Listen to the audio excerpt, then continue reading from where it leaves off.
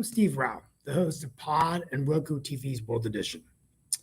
And today I greet you from Durham, North Carolina, as I'm in transit to another meeting. So I'm going to open up with my monologue, but we welcome you from wherever you are in the world to this wonderful show where we talk about global affairs, innovation, a post-COVID world, a disruptive and turbulent world politically, economically, as we deal with recession, inflation, war in Ukraine, and the rise of authoritarianism and dictatorship all around the world. But today, I want to begin my monologue on the State of the Union. The talk of the night is that Joseph R. Biden does seem that he will be running again for re-election to the White House. A feisty, energetic Biden came out swinging last night as he ended his remarks that the State of the Union was strong because of the American people, because of our resilience of bouncing back and bouncing forward. Despite much heckling from Republicans who actually were being shushed by the Speaker, Kevin McCarthy, Biden kept going on, addressing his infrastructure plan, the ARP plan, touting the bipartisan gun reform legislation, and highlighting his focus on the cancer moonshot, invoking emotion when he talked about cancer survivors, also getting emotional when he talked about Tyre Nichols, with Tyre Nichols' mother in the audience, as a president who's lost two children. We did see emotion in the president's eyes, and in my opinion, he did look rather presidential, really acting more like the commander-in-chief, trying to bring our nation together. Some takeaways for me from the State of the Union is, number one, he's running again. Number two, how divided our Congress is. This is probably the new norm now of heckling and booing and shouting out like Marjorie Taylor Greene, "You're a liar." Is this the new normal for our politics? Apparently it is. President Donald Trump delivered his response, calling Joe Biden the most corrupt president in the history of our country. Interesting coming from a president who's been impeached and being under investigation by the Department of Justice. However, I think the final takeaway and the most important takeaway is with no doubt that President Biden will be running again for the White House at the age of 82 years old. If he does complete a second term, he'll be 86, and he is going to be the oldest president to ever serve in the White House as our commander-in-chief and president. Sarah Huckabee Sanders' response was expected to be much more valiant, much more resilient, but was really just kind of a play to the Republican base. She is the youngest governor and former press secretary for former President Trump, and basically said that attacked Joe Biden's spending on money, attacked him on inflation, and also said that the woke and kind of liberal progressive movements are hurting America. It was an interesting talk, and it's good to have a young governor in Arkansas. But we'll be talking about this. But folks, according to Joe Biden, the State of the Union is strong. Joe Biden is running again for the White House.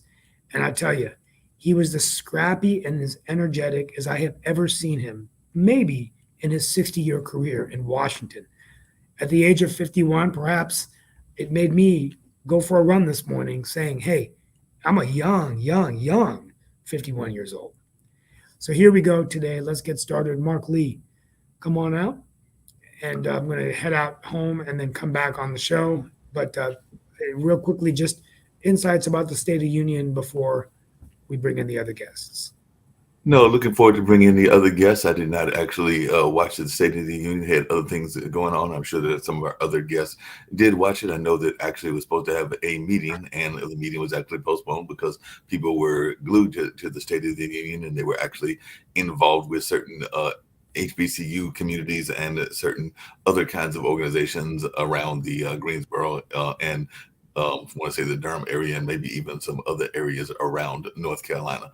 But from what I heard, I definitely heard that it was, as you described it, very feisty, a lot of contentious talk and a lot of kind of things of you would expect it maybe a basketball game or things along those lines, because we just had the Duke Carolina game, and it did seem like a lot of the kind of barbs that you would see thrown by maybe the Carolina players or the Duke players against each other, much in the way that they did this past weekend, and all in that kind of space. So yes, politics has definitely become a very contentious sport, and it isn't just on one side. I do know that in the past there have been times that AOC has yelled down certain things that she didn't like. As a matter of fact, I believe there was some of that went on when Elion was not given was thrown off of a certain committee. I believe it was the Foreign Affairs Committee, and all in that space. So it is definitely something that has happened in the past and continues to happen. I would say that it's been happening over the last several years under several presidents and all in that kind of space. But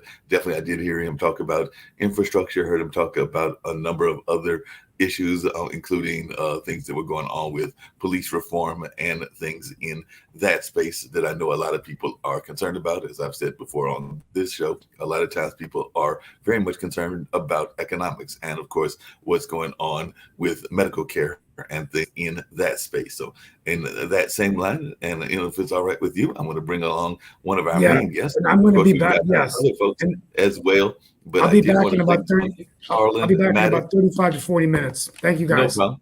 Yep, I do want to bring on Carlin Maddox, and of course, I'll bring on other folks as well. But Colin Maddox has written an amazing book about another epidemic that is facing our country. I know we talk about COVID and all in that number, but I have had relatives that have dealt with Alzheimer's and dementia, and I did not realize until I was looking at some of your bio the amount of numbers that are affected by this particular epidemic disease and everything. I think that in the media sheet that I got from you is something like 20 million people that are affected by some form of Alzheimer's. And I also know that you said that it isn't just a old person's disease, even though that is what some people think. And I know that even if we were to go back to the president's talk, there have been times that people have wondered about his own mental faculties and things in that space and everything in that kind of way. And I do know there have been attacks on whether he does have some early set or not early set kind of things in that space. And if I can add to that, I know that a running joke that many people will say when they forget something or are absent-minded is that people are having quote unquote early timers, because they will say that it is not just that old man's disease, but when they are having that moment of that kind of dementia or whatever, or absent-mindedness, and they are a younger person. And one of the things that I was surprised to learn was that, like I said, it's not just an old person's disease, but there are people that are young that have it as well, and that it is impacting a lot of the lady population as well. But definitely glad to have you here with us, Colin. And if you could share some of your insights. I know that art, and I am a big fan of art as well, because art is something that my dad has been involved in for a number of years, and he still has a lot of his faculties and is not having any kind of situation of that, knock on wood, and all of that, because he's very active in his life, even at the early ages of early 80s. I want to say he's around the same age as our president and all in that kind of space. But I was just wondering your take on how you came about this battle. I know that you are a fellow journalist, having worked at the St. Petersburg Times and all of that, but then your life lately has been dedicated to your work in Alzheimer's, partially because of what your wife went through. But if you can share some of that story for our audience, I'm sure that they would love to hear it. I just kind of reflected on some of it. Yeah, thank you, Mark. While you're just talking about the numbers there, before I get into our story, just to put this into a perspective, there's about 6.5 million people who've been diagnosed with Alzheimer's in the States. Alzheimer's is a form of dementia. It happens to be the largest form of dementia. But when you include the volunteer caregivers, that is the primary family caregivers who are taking care of loved ones with Alzheimer's, you're up to about 22, 23 million people being affected directly by this. If you put that in terms of population, Alzheimer's would be the 5th or 6th largest state in the country, behind California, Texas, Florida, New York, and then the state of Alzheimer's would have that kind of a population. But in terms of getting into our story particularly, my wife was diagnosed in 1997 with what's called early onset Alzheimer's. She had just turned 50 3 weeks prior to this diagnosis. So she was quite young with this. And if I had heard of Alzheimer's or was even aware of it, I became aware very quickly.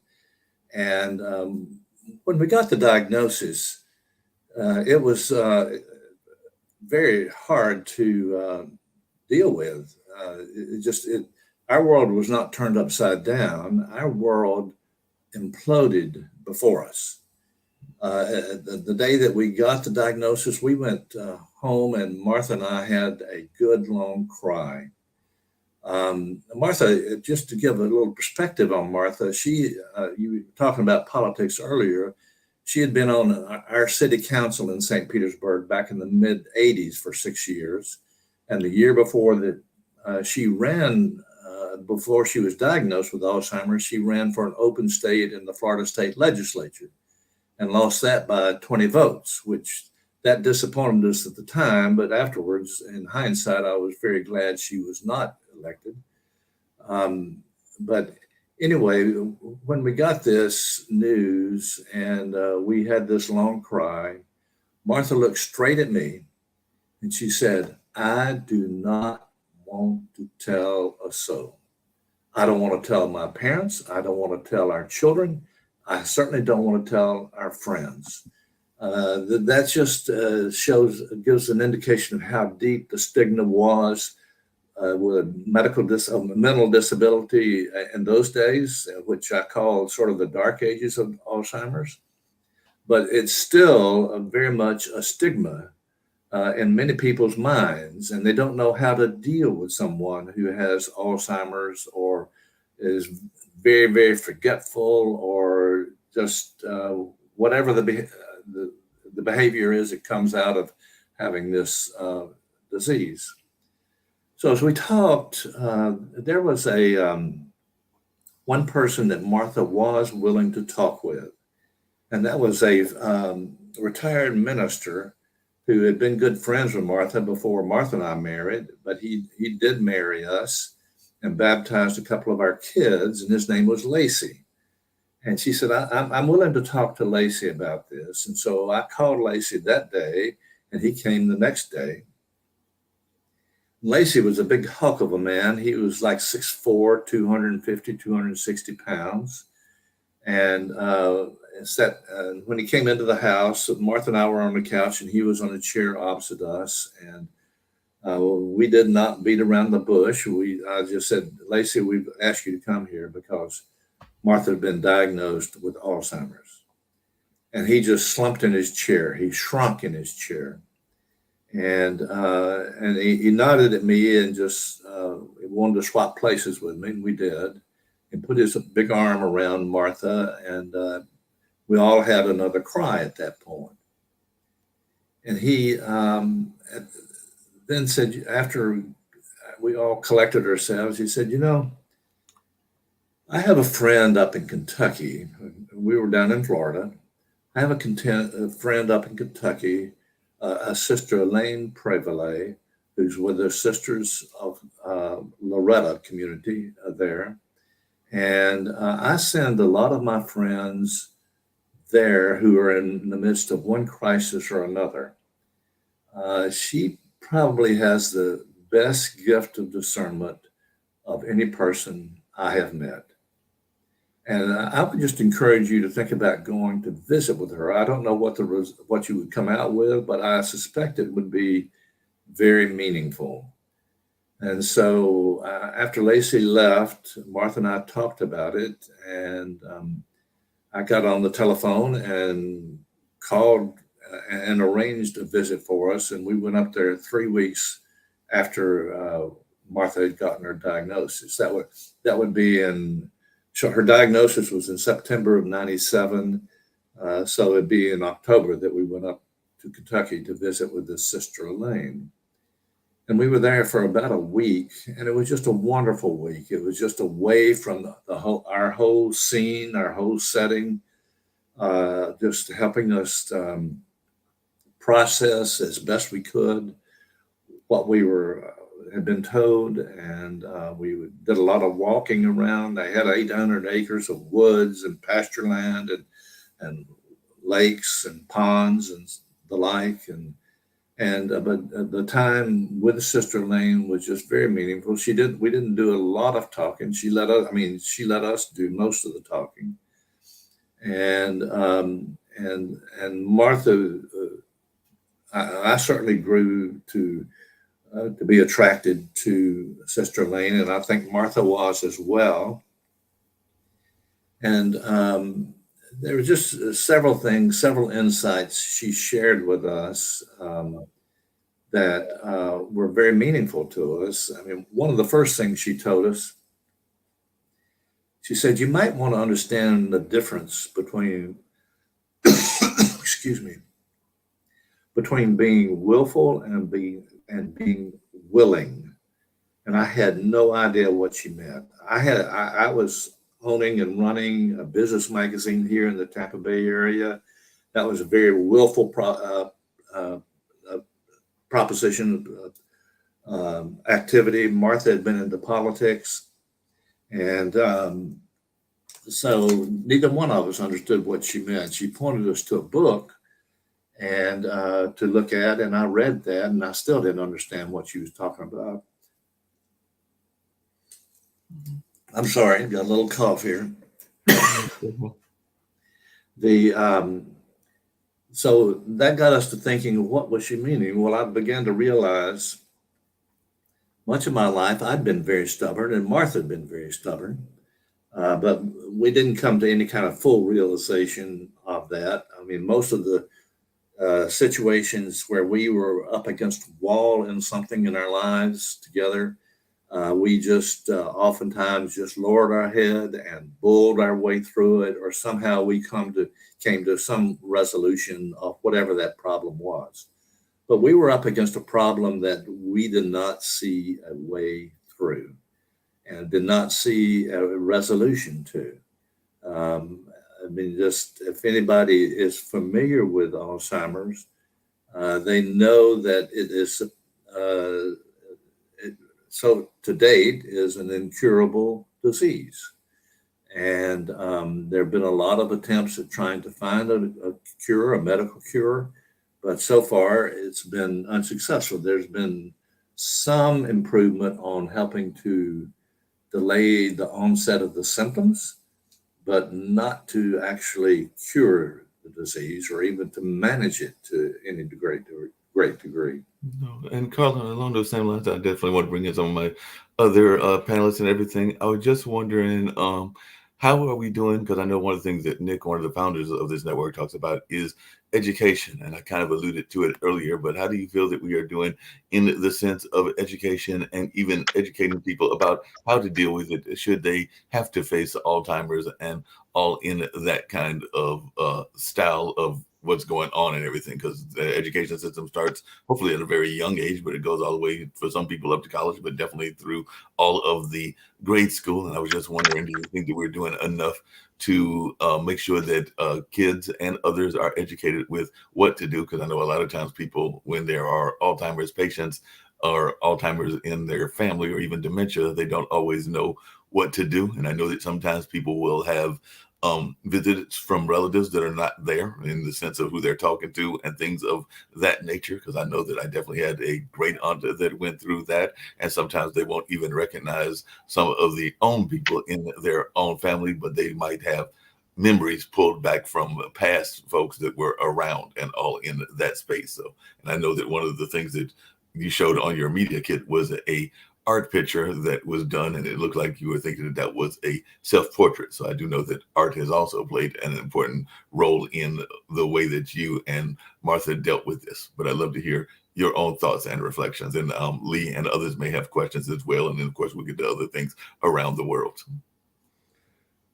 In terms of education, there are a lot more caregiver guidebooks out there today than there were back in 1997.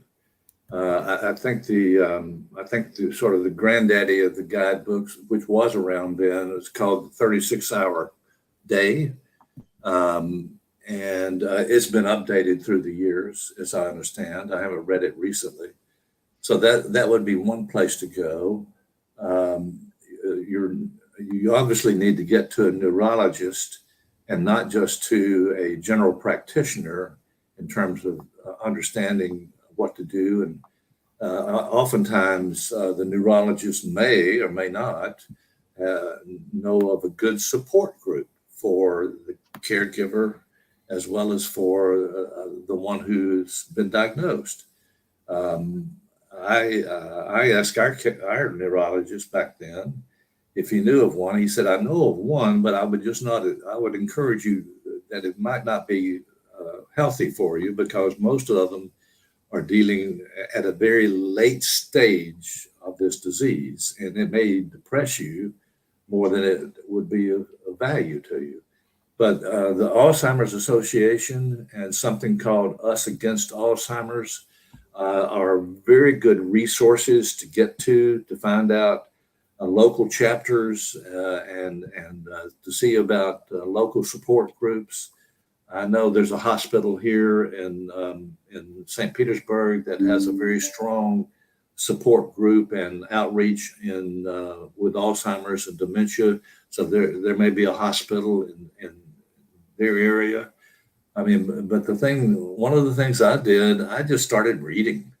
And it was not just in reading in terms of Alzheimer's, but I was reading that, but anything that seemed to be tangential, anything that seemed to be able to contribute to what I wasn't even sure what I was looking for. I started off looking for, we're going to beat Alzheimer's.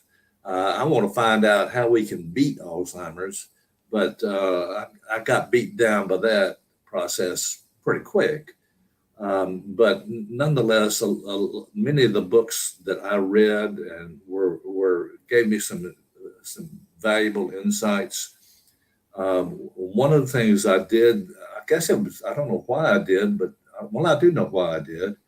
I started keeping a journal, and it was not at that time for, quote, spiritual reasons. It was because I had so much information coming at me, medical, emotional, psychological, mental, so much information coming at me. I just had to write it down so I could refer to it later as I went forward. And so I would tell someone that talk to your closest friends, talk to the local chapter of the Alzheimer's Association. You will find, probably as we found, that there were a number of Martha's friends who did not know quite how to deal with her. And so they just dropped to the side. I mean, it was not mean or whatever else. They just were at a loss on how to deal with someone who was, initially Martha did not lose an ability to speak, or was not losing her memory real bad, but just things were a little askew. The first time I began to wonder about what was going on, did not know, and it did not have any idea what was going on, was a year before Martha was diagnosed, which would be in probably July or August of 1996. She was running, as I said, for an open seat in the Florida State Legislature. And she was at the most important campaign event then called the Tiger Bay Club here.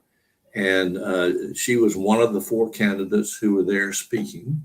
I'd seen Martha in that situation many times before when she ran for city council or in other situations.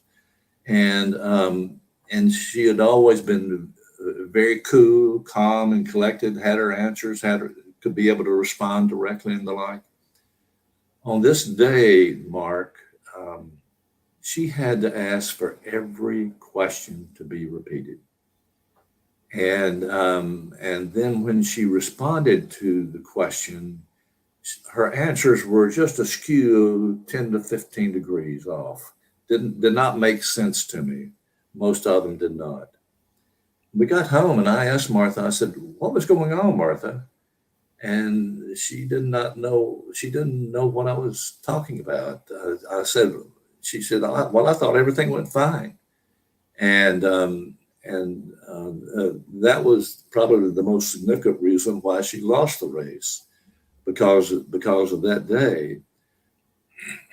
Well, and along those So same lines, yeah, along those same lines, Colin, I don't think that Lee and others may have questions for you as well. But earlier, Steve was talking about politics, and I do agree that from what I heard, and like I said, I didn't watch it all, but I have seen clips that it did look like Joe was being feisty Joe, and all in that sense, meaning President Biden. But there have been times in the past that he has done what you just described as well. And I know that there have been people that have speculated as to whether he is suffering from some of those early stages and whether he should even be considering running for another term or anything in that space. And I was just wondering, as an outsider, and I don't know your political affiliations and everything, but as an outsider watching and everything, is that a concern that you have as an advocate for Alzheimer's and everything? Because I know that he is one of the oldest presidents, but I mean, if it's him against Trump, there would not be both of them are definitely in that 80s category. And there have been times that there have been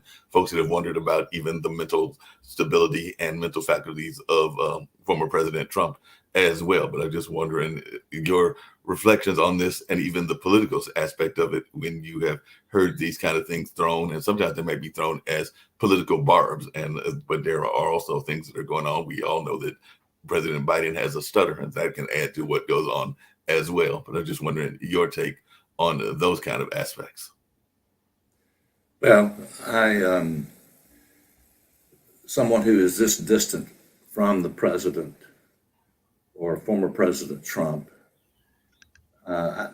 Mark, it is a real mistake to be drawing quick conclusions and sharp reactions, thinking that you know what's going on with someone who you don't know. And I mean, even Martha was 50 when she was diagnosed. I was 52. Our 3 children were still in high school and college. I was forgetting things at that point. I'm forgetting things more at this point in my life. I'm 77 now.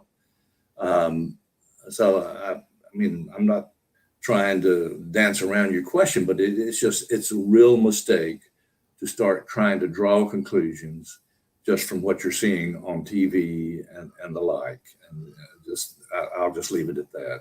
No, that makes sense. Lee, you've heard some of the comments. I know Yeah, we'll get to other things, but I didn't know if you had any. if you don't mind, a couple things. One is, first, welcome to the podcast. It's a pleasure meeting you. And Thank you. I'm sorry what y'all went through. And you mentioned before that it's not curable. Are there things that a person can do to reduce the risk, whether diet, exercise, things to stimulate the brain, like jigsaw puzzles, reading, learning? The thing that I've came across just about 6 months ago, maybe, well, I'll say in the last year, there was a doctor who had written a book, and his specialty was Alzheimer's and dementia, and he's with the Cleveland Clinic. And there were two things that I remember coming out of hearing him and looking at that book was to get your exercise in, do your exercise, but also focus on what he calls the Mediterranean diet. And I'm not totally sure what the Mediterranean diet is, but he said that there had been studies and research along those lines that were showing that they were very helpful in terms of just keeping the brain fresh and refreshed. And so those, in terms of being an advocate for Alzheimer's and those with caregivers dealing with patients with Alzheimer's, those were the most tangible things that I've heard. I've heard things across the whole arc, but coming from somebody who had that kind of medical history, that kind of medical training, that was good to hear that you could. It did not mean that it was a guarantee, but the research was showing that it did help delay any kind of onset of memory loss. Another thing that lot of people said, well, then was it genetic for Martha? And there's a gene called APOE4, I think, that indicates the prevalence or the prevalence of getting Alzheimer's. Well, Martha did not have that.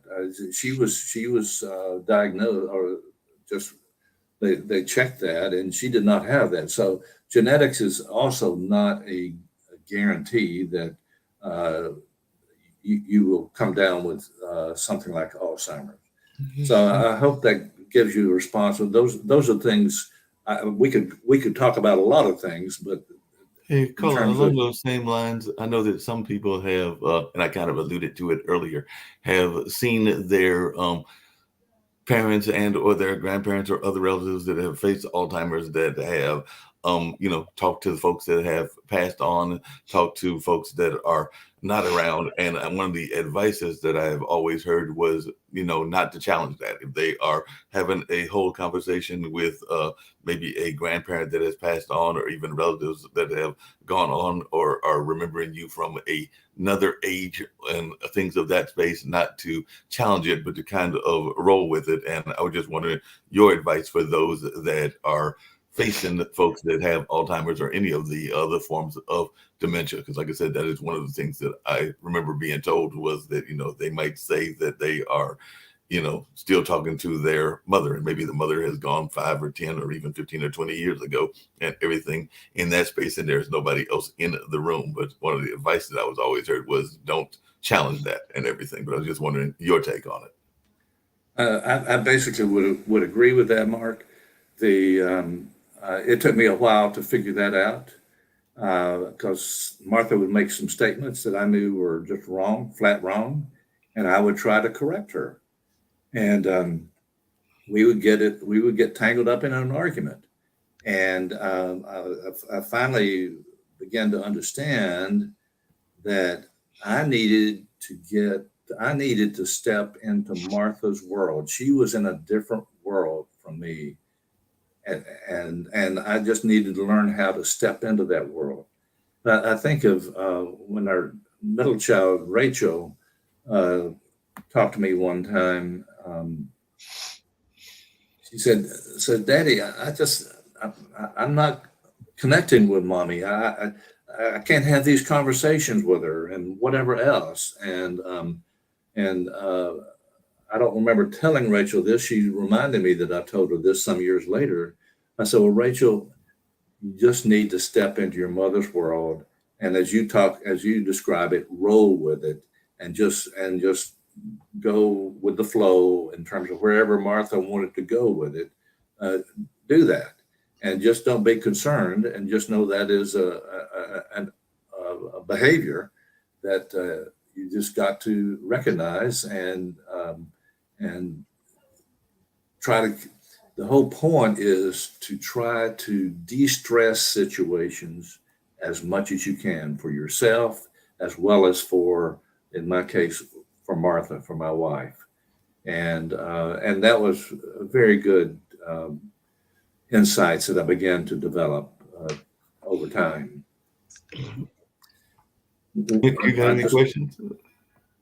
Well, actually, I've had some experience in this area, Mark, because my mom had that disease. And what it was progressively degenerate over a period of time, like 8 years or something like that before she passed away. They forget your name, they forget you, they forget how to drive. They drive. How we found out, she drove to the mall and then that she always goes to, and then goes, I don't know how to get back home. I'm completely lost. So the drugs are now starting to come out that slow down the progression of these diseases. And they've been fast tracked by the FDA. So there's more treatments available today than there was 8 years ago in terms of that. But when it comes back to education, Mark, what I'm saying is that our kids, if we bring them into elementary school, teach them pharmacology, teach them science about this stuff, develop your leaders in science in elementary school, then by the time they get to college and things like that, they'll be able to find, because we've already basically figured out what the the problem is, but they haven't figured out the solution, they'll be able to conquer things like Alzheimer's. In the meantime, what Carlin said was pretty eye-awakening. 20 million people of dementia. That's the whole state of Florida having dementia or Alzheimer's disease. But guess what? It's going to get worse. Do you know why? We have an aging population. If you saw the State of the Union address, it looked like a nursing home. Okay. And it's going to get worse. Now, there was a theory that chess players, and Sasha will love this one, if you played chess and you engaged yourself, that would slow down or maybe even stop the progression. Actually, Arnold Denker was an advocate of that. But then when he was in his 90s, he actually got Alzheimer's disease. In other words, it might or it might not. There's nothing proven or not about that theory. But what they say is, well, you don't run across chess players that have Alzheimer's disease. Of course not, because you got to memorize all these stupid openings. And if you're playing in a tournament and you forget, you're going to start losing very quickly. So, it'll be picked up quite rapidly. But honestly, the research has been scant. The Nick? treatments are coming out slow, and so we're going to be faced with an ever-aging population as baby boomers get older, and that could just drag down the entire health system in the United States. Except this, nursing home. I'm sorry, Nick. Not covered by Medicare. Remember this: if you have to go to a nursing home, Medicare ain't gonna give you a dime. So you got to be really. You better have your own nursing home coverage because they don't cover that. Yelly. Nick, there's an expression about the brain: use it or lose it. Are people spending too much time watching TV and activities that don't stimulate the brain? Well, that's actually one of the questions I was going to ask It's quite Carlin. possible. It's like I said, it's a theory out there.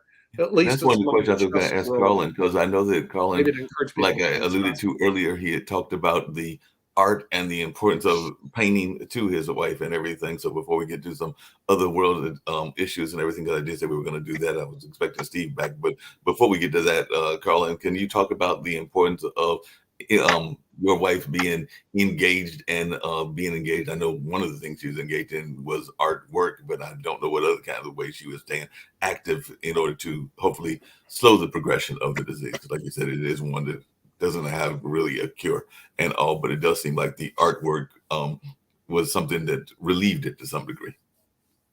Yeah. Well, as a journalist, let me step back to something Nick said and correct it. Those with Alzheimer's in this country are estimated to be around 6.5 million or so, Nick. What I was referring to, the 20 million plus, it was those with Alzheimer's and plus the caregivers taking care of those with Alzheimer's. So that would be 22, 23 million people in this country, including those with Alzheimer's and their caregivers, just so the audience is not. So it's Yeah. 6.5 million. Okay. In terms of what happened with Martha's art, Martha was not artistic. She had never really done art in the 25 years that we had been married at that point. Our sister-in-law KK came to Martha one day, and Martha really loved KK, and said, "Martha, I'm doing a watercolor painting class, and would you like to join me?" And the only reason I think Martha did it was because she liked and wanted to be with KK. But Martha got into this watercolor painting class, and it was just an amazing kind of thing. She really became engaged. Until that point, this was about 2 years after her diagnosis. From the time of the diagnosis until that point, Martha's confidence had just gone through the floor, and it just stayed in the floor. And Martha had always been a very confident person, very energetic person, much more energetic than I am. But when she got into the art, she became engaged. She became confident.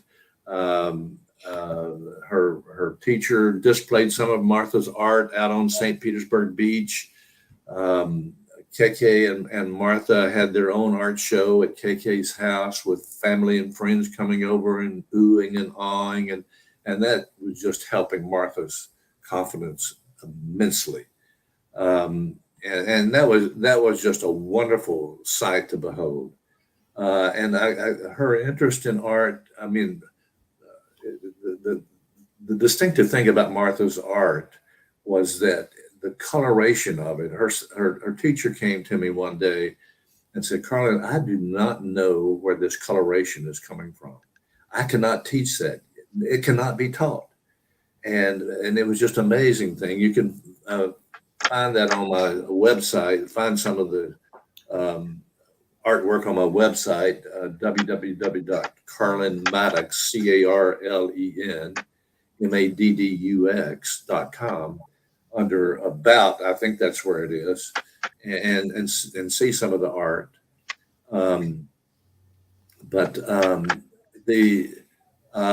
It just really brought Martha out in a way. I mean, I remember one time we went out to a craft shop to get some materials, and she started bossing me around like she had in the old days.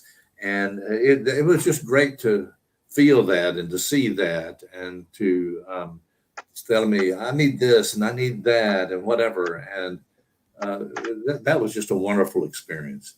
Yeah, Now, what I've seen since our experience, I've seen other people find the same thing there, but they also find the same thing with music and singing and dancing, that it just old songs that come back to them, old abilities come back to them, and just once it triggers something. I don't know what it does, but anyway, in our situation, Martha's interest in art lasted 2, maybe 3 years, and then began to fade away. Yeah. And by that time, she was beginning to lose her ability to talk. It's not completely, but ability to talk.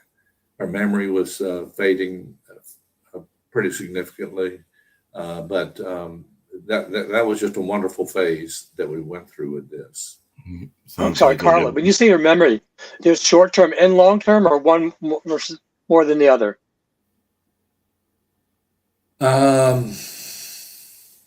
Well, ultimately, Lee, total memory went. But probably the short term.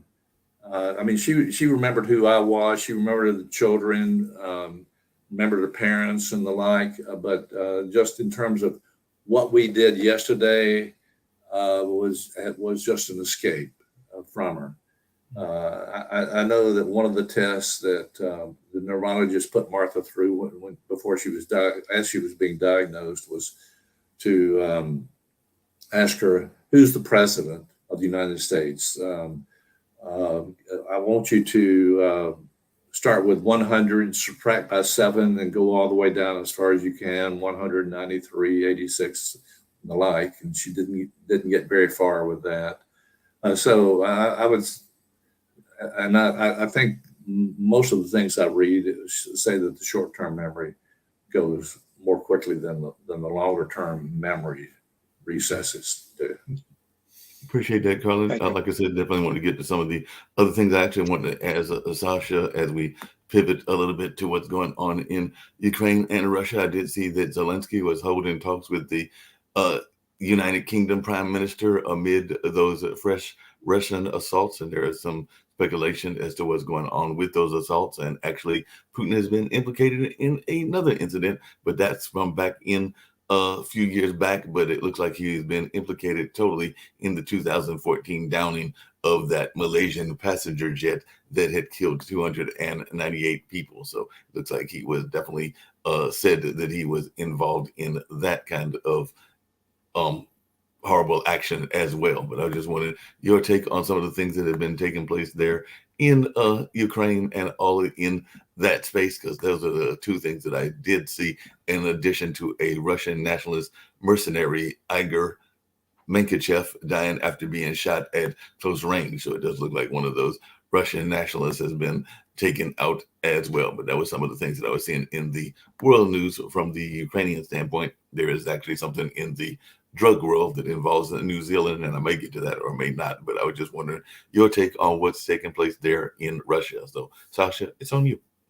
Well, this has nothing to do with Alzheimer's. I just absolutely hurt and offended by what Putin and his cohorts are doing in Ukraine. I mean, I don't know quite how to relate this to Alzheimer's or dementia or anything else, and this is just my private concerns. And but I'm trying to sometimes put myself into Putin's shoes, and he's telling the Russian people that this is for the mother country, and we're trying to recover the mother country.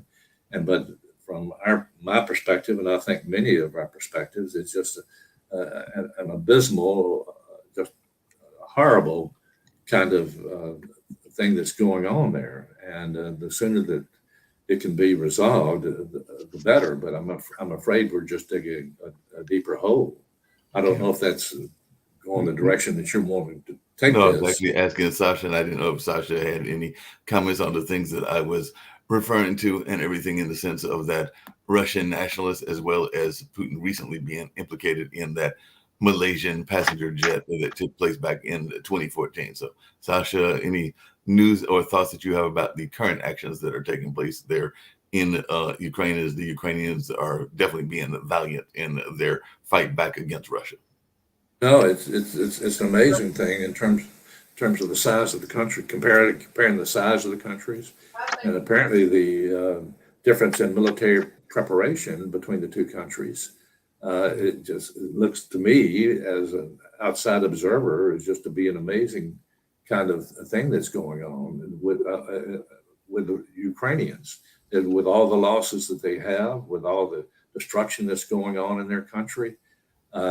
They are a symbol for me, and I think for many Americans, that this is what it means to defend your country and to defend your form of democracy. The other thing that is interesting to me is that Zelensky is beginning to ferret out the corruption within his own government, and so I certainly, I don't know all the ins and outs, but I certainly hope at one day soon, that Ukraine can join NATO and the EU and be considered part of that whole democratic base. But I'm sure you've got experts here who are more insightful into all this than I am. But yes. Sasha? Yes, well, it's becoming obvious that this war between Russia and Ukraine will be decided on the battlefield. Forget about all this peace proposals and everything else. It's not going to work. Both sides are too far apart. There is absolutely no possible until one side will be decisively beaten. There is nothing going to happen. Interestingly enough, President Zelensky is in London. He was met at the airport by English Prime Minister Rishi Sunak and was taken to 10 Downing Street. He will address Parliament today, and he will have an audience with King Charles. And that's for Zelensky. Where is Mr. Putin? He's hiding in his bunker, but it's just a matter of time when he will be killed, most likely by his own people, and that will probably resolve the war very quickly once that happens. I can definitely see that being the case and everything. One of the other things that I was seeing in the news, and I don't know if anybody's got any comments on that, but we do have a drug war that is going on, not just here in the United States, but around the world. And apparently over in the small island of New Zealand, they recovered 3.2 tons of cocaine floating in the Pacific Ocean. And they say that that is worth $500 million. So that's quite a bit of cocaine that they found off that island and all in that space, or that island country. But definitely is this just another example of the war on drugs not being as effective, or is it just a accidental case of it actually being effective because apparently they found it and I don't know why it's floating. Maybe there was some pirate action going on, but I don't know if anybody has any thoughts, because that does seem like a lot of cocaine that's out there. I know there are some countries, including some parts of Canada, that are talking about legalizing.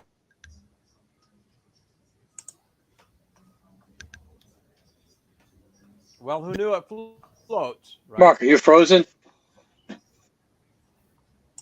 Maybe I'm frozen, but go ahead and answer. I just real quick, we had a balloon coming over the United States. They were having drugs going through the water now, unattended to. Yeah. Another way of delivering the stuff. We've got kind of wonder what's going on in general, because like I said, we had the balloon float through. We've got drugs floating over there in New Zealand. So exactly where are these satellites that are supposed to be finding a lot of these things doing anyway? Because there's a lot of things that just seem to be unexplained, as Dan likes. Yeah, the biggest unexplained is how this thing. I Go guess ahead. Mark will be back in a few minutes. Let me, while Mark is going wherever Mark is going, sort of draw this back into my conversation. I mean, in terms of what I see with drugs and the use of drugs, we're all trying to find some way to overcome the pain of what we are going through. And some people obviously get deep into drugs. One of the practices that the Sister Lane that I mentioned up in Kentucky encouraged us to look into was the practice of meditation.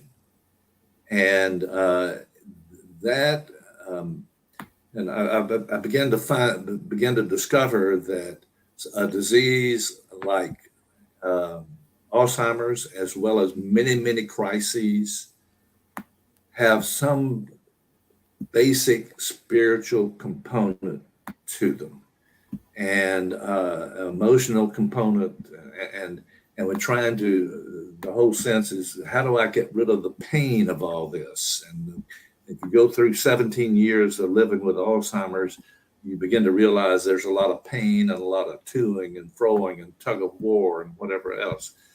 But when Sister Elaine mentioned checking out meditation, I had never done that, and my particular religion had never been into meditation. We got back to St. Petersburg after a visit there, and I asked our friend Lacey if he was familiar with anything about meditation, and I was surprised that he did, and he pointed us to a Benedictine monk by the name of Father John Main, who had been practicing this and sharing this with many, many people. And his intention was to get it outside of the monastic walls into just the community at large. And so Martha and I did begin to practice meditation. We would sit side by side. I would hold her hand, and I didn't know if she would remember the word, but I began to practice using that word. And it over a period of time, I began to see Martha's anxiety level begin to diminish as a result of using this practice. And as a result, my anxiety level began to diminish. And that was a valuable tool for us. And it seems to me it would be whatever is causing you enough pain to get into drugs and the like, that might be a good option to even consider and think about. Yeah, that makes a lot of sense. And then we get into Carlin, I'm sorry, Mark, you mentioned meditation and spirituality. So does prayer or belief in a higher being help someone deal with these things? It did us, Lee. And it's not a matter of, well, I believe that there's a God up here and we're down here, but just being drawn into a greater presence than our own situation. And that's what meditation over time helped me to do, to begin to realize that there is a presence beyond us a healing presence beyond us that helped us get through this. Was Martha cured? No. But in many aspects, I think I and our children, and I think Martha was healed through not necessarily a consciousness of this higher presence, but it really drew us out of ourselves, out of the pain of our situation, and helped us get through the day. I That's don't know if probably that good answers advice your for question. everybody.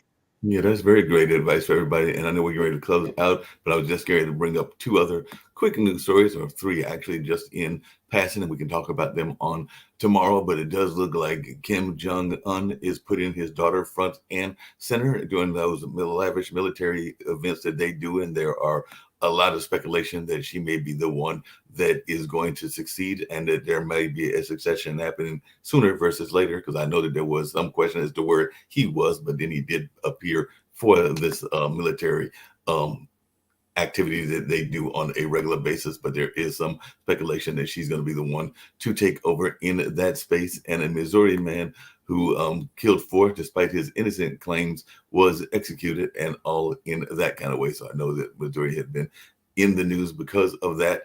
And last but not least, and this is one of those more lighthearted, but not too lighthearted stories and everything. But you were talking about things that get lost, and we were talking about the drugs earlier. But over there in California, there was 700 pounds of acorns found stuffed by a woodpecker inside the walls of a California home. How you can hear how you cannot hear the squirrel doing all of that time, and how they can get that much of the acorns into that wall is beyond me. But then again, I wasn't there, but it seems to me that you would be hearing Woody Woodpecker roaming around and storing all of those things in that particular space and time. But that's just my observation. I'm just going like, that's a lot. Somebody had a lot of time in their hands.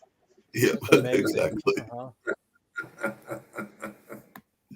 It's a long, cold winter. Welcome back, Steve.